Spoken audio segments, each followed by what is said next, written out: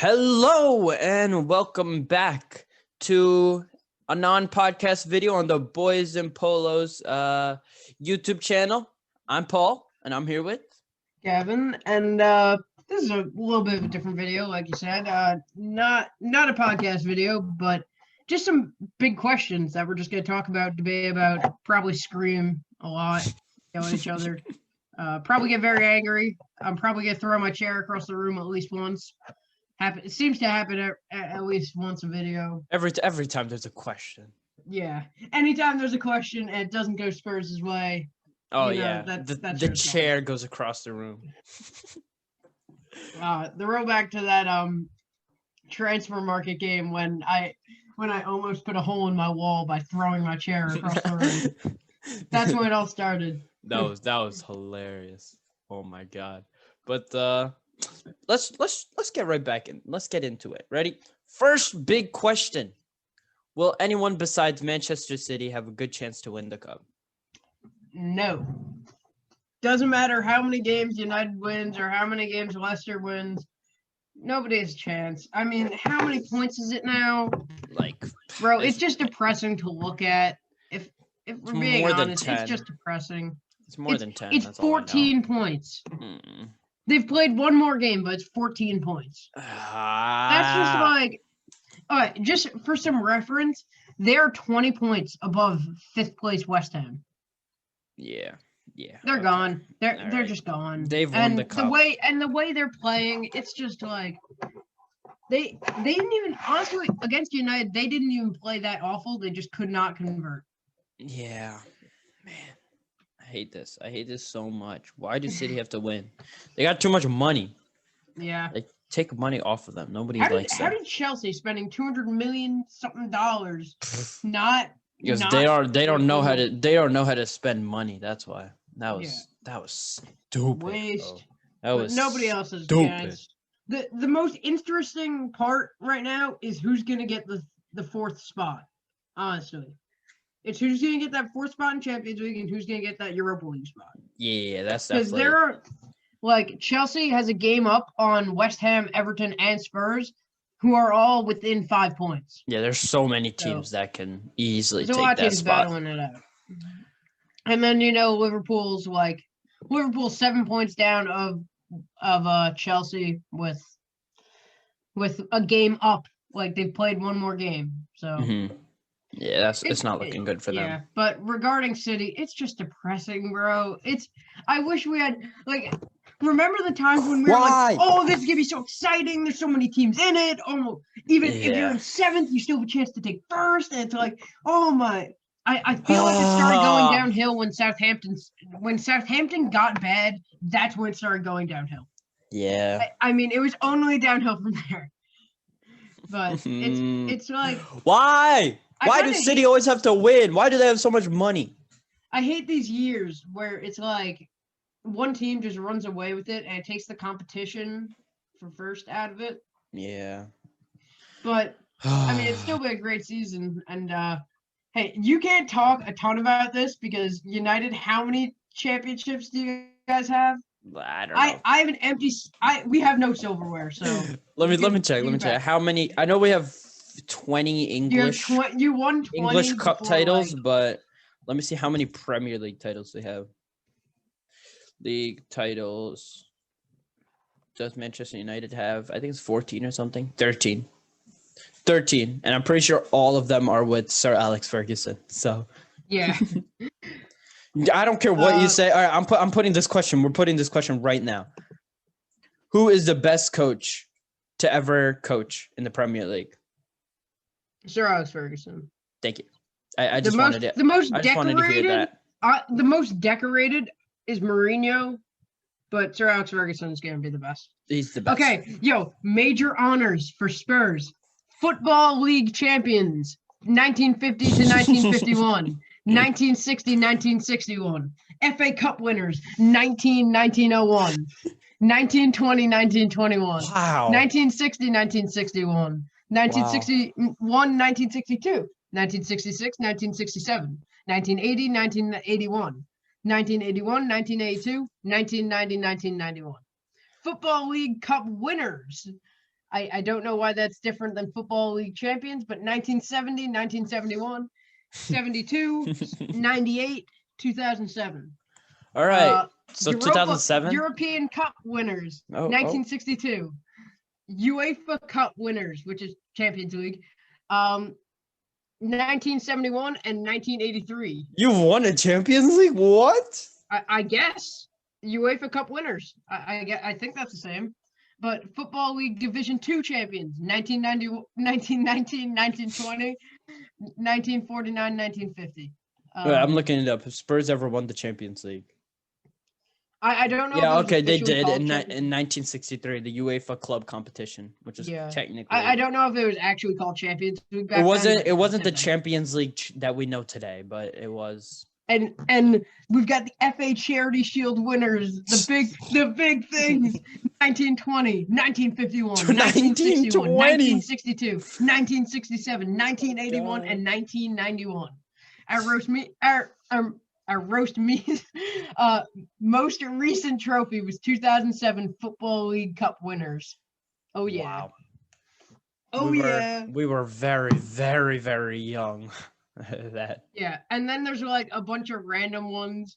Barclays Asia Trophy, Feyenoord Jubileum Trophy. Oh, what a trophy! I know Vodacom- exactly what that Vodacom is. Challenge. I know exactly Peace what Cup, it is. Sun International Challenge, Japan Cup, Oh, I know what that Nolia is. Cup, Costa del Sol Cup, Ipswich Hospital Charity Cup, Northwich Hospital Charity Cup, Northwich Charity Cup winners, Anglo-Italian League Cup, London Challenge. All right, let's move on Divorce- from the most Yeah. random cups yeah. that Spurs have won. Western League. Yo, wait, our earliest trophy was Southern League champions, 1899. Wow. That's ridiculous. Let's go. All right, top 5 players this season. All right. Number 1. Kane and Son are definitely. Well, in the so top actually, three. let's start with number 5. Number 5. Number 5. For me, it's Son. Really? Okay. Actually, yeah, he kind of did drop off a little bit. So number 5, Son. Number 4, I think Gundogan. I think he didn't sustain it for like the entire season, but he had a really good stretch where he was unbelievable. I'm gonna have to give that to him as well. I might have to. Yeah, I think 4 is Gundogan. Yeah. It has to be. Come on now.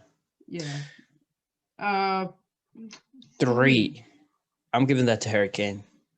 3 and 3. Yeah. This man, look at the stats. Look at the Chill. stats. 13 He's- assists, 16 goals. Yeah. He's top 2. He's actually second. I'm giving 2 to I'll him. give you something. He's top 2 and he's not number 2. Okay. 3. He's top 3. 2 and he's not number 2. Well, all right. Let's redo third. Who's in third for you? My third, I think Salah. He just scored a lot.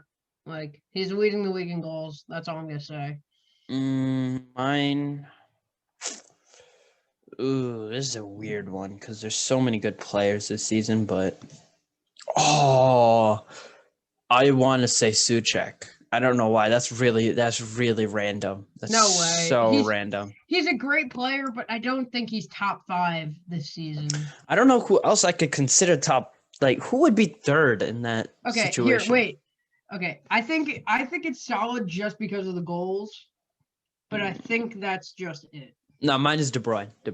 Right? Okay. He that's fair. was injured and he still has 11 assists. So Okay, and now the top 2, we both know it's Kane and Fernandez. We don't know which order, so here's what I'm Kane gonna is do. 2. Kane is We're 2. gonna do- That's has We're to gonna be. do player comparison on Premier League. Kane, Harry Kane, Bruno Fernandes. Okay, player comparison. Where is that? I'm trying to find Fernandez. There's a lot of Brunos. Bruno Fernandes. Okay, so Bruno has more appearances. They have the same amount of goals. Kane has more assists by 3. His team has kept more clean sheets. They have the same amount of saves. Kane has 4 less yellow cards. So, And yeah. And then let's go to attacking.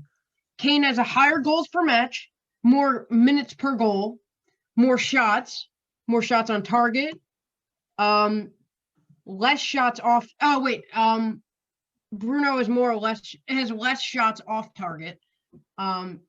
They've Bruno wins in shot accuracy, and they're tied in success. Bruno has 8 penalties. He has 16 goals, 8 penalties scored. I don't think you can give him. I don't think you can put him at 1. Oh, I can 100% put him at 1, man. He has 1 headed goal, 1 with his left foot. Everything is with his right foot. You know why? Because every single one of them is PKs. I'm just gonna bring up something from a long time ago. Where's goal involvement? Is there goal involvement here? Yeah, I'll look at that next. But I swear, United they don't practice normally. They just do a half-hour PKs and then they go home. All right, let's look at this. Team play. Look at team play. All right. Yeah. Yes, Kane has more assists. Big chances created. Bruno has 17. Kane has 14. What happens with what happens with big chances created if you don't convert it? And when we look at passes and pass completion, who says we don't convert it? What place are we in? That also has a lot. Fine. But when you look at touches, passes, and pass completion, not only has Fernandes played more games, he is also a midfielder. So it is much different when it comes to passes and stuff. That should be easier for Kane, though. That should be easier for Kane. Yeah, if you've played right, so if you've played less games, and if you have if you don't get the ball as much, as long as your passes are somewhat as long as your passes are somewhat consistent, you should have a higher percentage. All right, ready? We're going to look at discipline. 1 yellow card for Kane. Okay, what does discipline? Discipline doesn't matter. 24 fouls for Kane, 36 for Fernandes. What does discipline? Discipline doesn't do anything. Bruno has conceded a penalty, and he's been offsides 3 times. So Kane has been offside 6. Yeah, but he's also a forward, so. So where was the comparison there? And when you look at appearances, Bruno's been subbed off more. He's been subbed on more. He's started more matches because Kane was hurt for a couple games. He's played more minutes because Kane was hurt for a couple games, and he's had more appearances. Okay, subbed Bruno's on. had more chances, and they have the same amount of goals, and he's got less assists. Bruno is not a striker. Bruno is not PKs. A striker. Okay, let's say Rashford's taking the PKs and not Bruno. Mm-hmm. Bruno's only gonna have 8 goals on the season. Only 8. That's still insane for a center attacking mid. For a midfielder, 8 goals is pretty good for a season. What he's doing right now is ridiculous. Compared to the record-setting season that Harry Kane is having, I still think Bruno. Look at the team play. The team play because he's a midfielder. It doesn't matter. It's one of the most. That's my chair. It has to be. He has to be number 1. There really is no comparison. Team play is the most important thing here. And even if he is a midfielder, he's created more chances and he's been involved in more chances. Harry Kane can get involved even though he is a striker. It's not like he's struggling to get involved. It's just that Tottenham themselves haven't created more chances. Harry Kane has 29 goals where he is directly involved with the finish of that goal. Directly involved. Now, Bruno has 26, and he's a midfielder. And if he's creating all those chances, where are they going? Yeah, I get my chair. I don't like standing. Let me see this. Nah, you have to give this to Bruno. There's no way he's 100% played better. All right, we got to find somebody to settle this. We need another perspective, but we can't get anything right now. Dang it. Yeah, okay. All right. This is so annoying. All right. We'll how about in the description, we'll ask 3 non-biased Premier League fans. Just people that we know, and we'll get their opinion. Bruno Okay. or Harry Kane. It's Yeah. pretty obvious. And then but- in the description of the video when this goes up, we'll say it. Okay. All right. Yeah. All right. Or yeah. Or we'll also ask it in the few podcasts coming up. All right. Yeah. In our next videos. And if you put it in the comments, if you're watching this, put it in the comments who had a better season.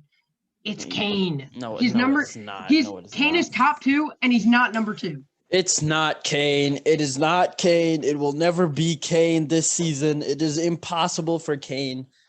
Like, Fine. no. Moving on. Best youngster. And by the way, that wasn't a fine. Bruno had a better season. That is fine. Let's just move on. He agreed. Let's move on. I didn't agree, but best youngster. Phil Foden. I think that's unanimous. What? I think it's unanimous who had the best season by a youngster. Oh, yeah, we know who it is. Come Who on. is it then? Phil Foden. I wasn't actually thinking that. Who were I you think- going to say? Pedro Neto. I was thinking Pedro Neto. Because I think Foden hasn't. How old is contributed he? How long old is he? enough. Neto, I gotta check. He's very young though. 21. I wouldn't consider him a 21? youngster. Actually, let's check how old Phil Foden is. I think it's because what's his name? He was born. Oh, happy birthday, Pedro Neto! It was 20. 2 days ago. He was Oh, born March 9th, happy birthday. 2000. Happy birthday, Pedro Neto. But I'm just gonna.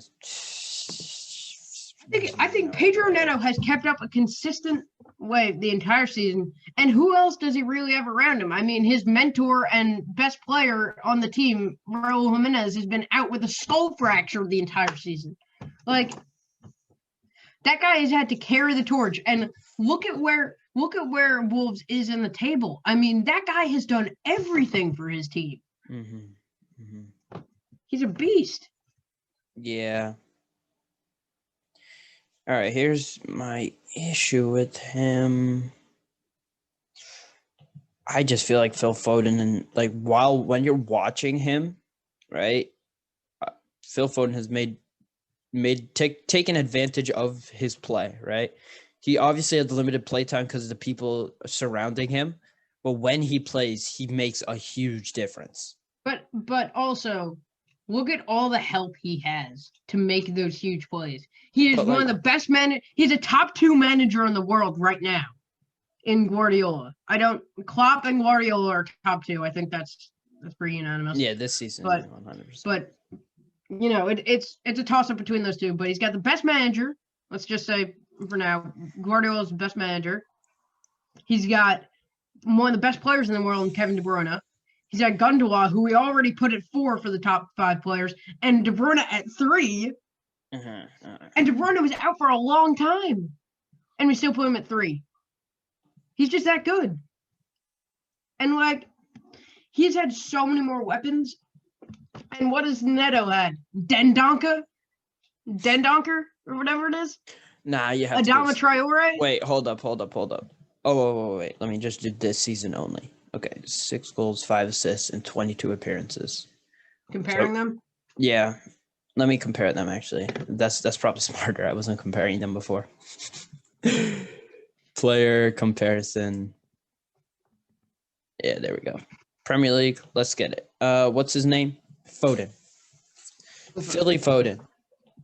I feel like the Phil in his name should start with an F, even though that's not normal. I think it just What? I think it just should. It should be Phil Foden, F-I-L Foden.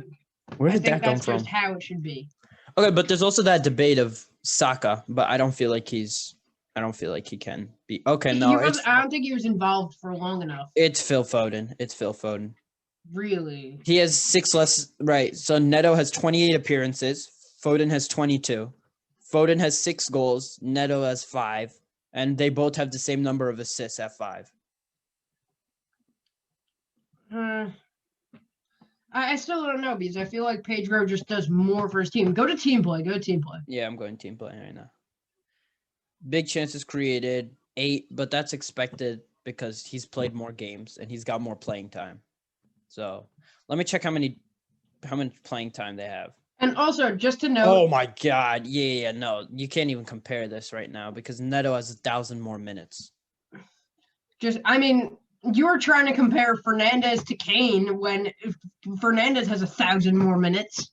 But that's a more like Don't they're do that. they're established players.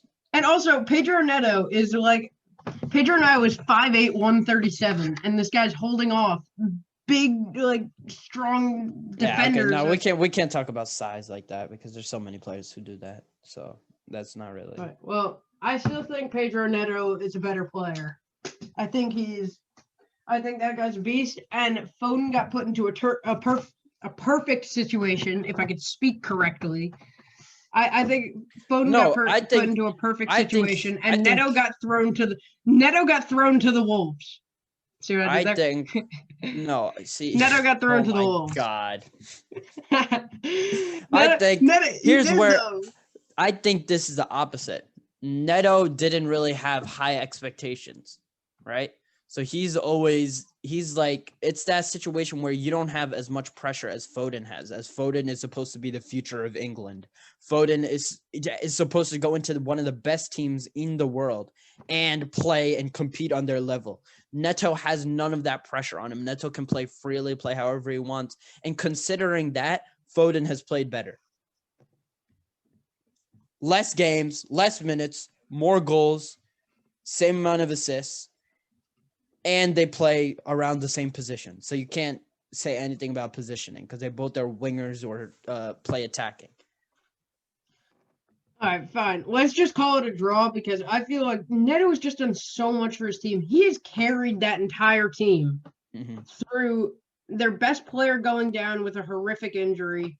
He is that entire team. I think Wolves is relegated without Neto. I think they are. Look at how many key goals that guy has scored for them, like in like important moments. Yeah.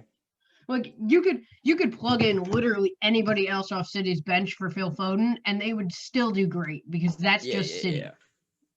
All right. Let's move on. That's another good debate we had. Let's get into what teams are getting relegated. I think we actually are somewhat agreed about this one. So I think we might disagree about the 18th spot, but I think we already know Sheffield and West Brom. West Brom, they're going down. That's guaranteed, I think. 18. West Brom has the worst goal differential. They've let up the most goals, and they've got the league worst 3 wins.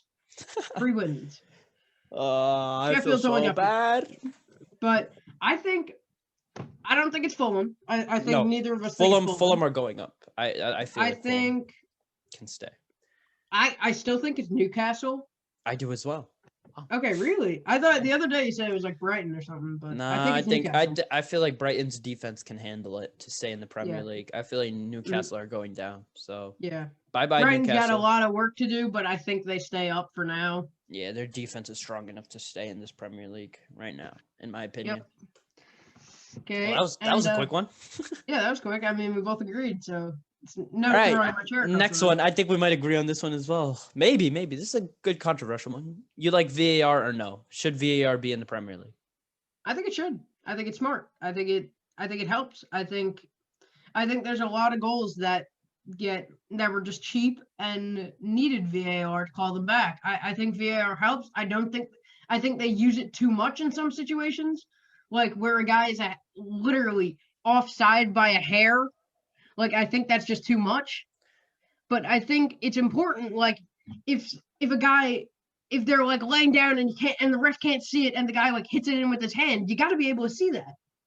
Like, the ref's not going to be able to see something like that. If the ref's paying attention to it, if there's a corner and the ref's paying attention to the ball and behind and to like his left, the corner's coming in from the right side and guys on his left are just pushing, shoving, and knocking each other over, and one of them gets knocked down, like it's like pushed down. I think VAR helps. All right. I think it's smart. I think they use it too much. Here's my proposal. I don't think VAR should be in the league. What I think they should do is instead add maybe like 2 more refs. Add 1 ref on the goal, like on both goals, right? So they have more actual eyes looking at situations. When you go to video review, you have to give that stuff where it's a millimeter offside. You can't just say, well, his hair is offside. we have to give it.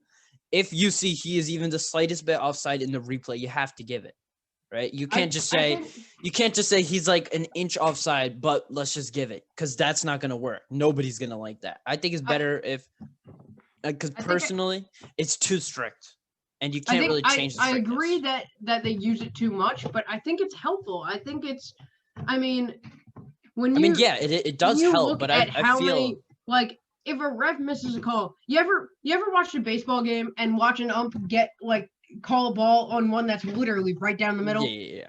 Like, that's a situation where you'd rather But that's I'm not saying take the refs job away, because I think refs are perfect and but they don't always make the right call. And sometimes when it's obvious, like when you're watching and they go into replay mode and they show a clear foul, I don't think they should be able to get away with it. I think I don't necessarily think that extra refs would help that.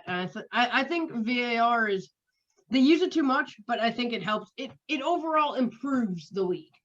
I don't think it does. I feel like there's been stupider goals, and there's actually something to blame it. So the Premier League gets more hate, losing ratings, losing viewers. I feel like that's bad for the Premier League, like from a business point of view. I feel like VAR is not helping them. I feel like getting actual in-person refs helps a lot, because then you could blame it on human fault instead of if we look when Project Restart, right? That first game, it was Villa versus, I think it was Sheffield, right? Villa versus Sheffield or whoever they were playing. The ball was in the net. VAR saw it, but the goal line technology didn't work. It was bugged, right? So they called it no goal, but it was clearly in the net. All right. Well, I've got a pretty decent analogy. And the thing is, they can't go off human eyes for that. Because they have that technology, they have to trust the technology, even though it wasn't working at that time. If they would have done it off of human eyes, it would have been fine. So that's where I think there has to be a limit. I think for VAR, I don't think there should be they shouldn't be allowed to look at the millimeter. It should be where they just see the video replay.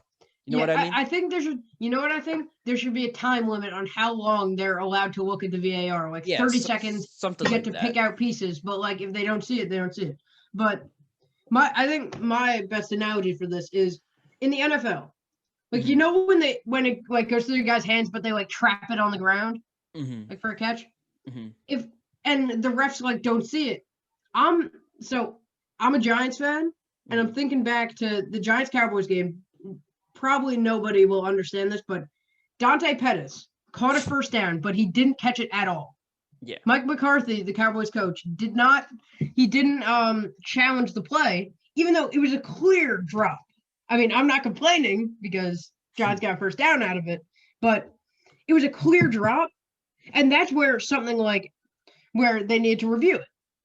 Yeah, but when we review it like that, what I want to say is that it shouldn't be you know how for offside in the Prem and VAR, they use the line and they have to check who's a millimeter offside. I think they shouldn't be. I don't think they should be allowed to do that. I think it should just be the naked human eye looking at the exact video replay that we see at home. No zooming in, none of that stuff. Unless you can't see at all, no zooming in. It should be just what we see on TV. Look at that. That's video replay, right? Replay the play. Look at it. If it's offside and you can clearly tell, then call it offside. If it's literally one player here and then the other player right next to him and his I don't know, a scab on his knee is outstretched, they shouldn't be calling that. So that's why I think. All right. What you said, I think I agree with how they shouldn't be going into these super in-depth right up, you can see up the guy's nose replays. I feel it should be, I agree with there should be VAR, but it should be changed. It shouldn't be as strict like you said. I don't think it should be as strict as it is now. Yeah. I think they should tone it down a bit with how much they use it. Because there are games where you see VAR 3 to 4 times a game. Yeah. And that's just too much. It takes the fun out of the game. It takes the fun out of watching. Yeah. But I think it's smart to use it. But you have to use it right. For at least offsides, it should just be the naked human eye. But like if there's a foul like in the box off a corner, Yeah. you That should, like, that you can zoom in. I'm zoom saying, in on that. yeah. But like, but you shouldn't be zooming in, like I said, like zooming in to see a microscopic amount. Oh my, he's 100%. offsides. 100%. I knew, I just fell out of my chair. But And in my opinion, you shouldn't be able to slow it down because with Yeah. penalties, when you slow down the play, it makes it look more like a foul. And that you can that's true. easily tell that. If you play at a normal speed, then you could tell if it's a foul or not because the player will flop or whatnot. But if you play in slow-mo, you're most likely going to give the foul because it looks like the player actually got tripped or was really hurt by the impact that may look like a lot in slow motion, but in reality wasn't much. So yeah, I agree. yeah. All right. Well, that wraps it that's up the for this last- video. Thank you guys for listening. Make sure you subscribe, drop a like, drop a comment, see what other types I of can't videos do the sellout wanna stuff see. anymore. I said it last video. I quit. I can't do the sellout. All right, but Check yourself. that wraps it up today. Thank you for listening and peace.